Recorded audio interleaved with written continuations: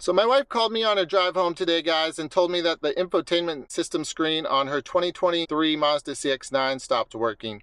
As you can see, it still has a backup camera view, so the actual screen itself is not broken.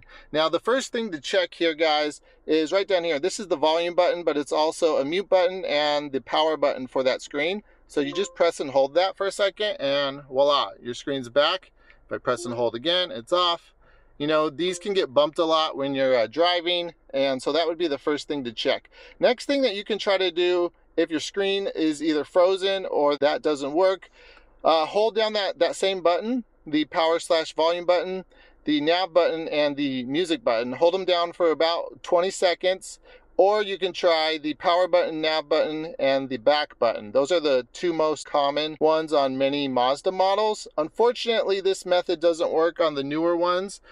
This is, again, a 2023 Mazda CX-9. It has the 10.25-inch infotainment screen. So that's what's called a soft reset method. If that doesn't work, you can still do a hard reset, which is basically you disconnect the battery. So you'll disconnect the negative battery terminal, leave it off for about 10 minutes, reconnect it, and then start the car. And then hopefully that will fix it for you guys.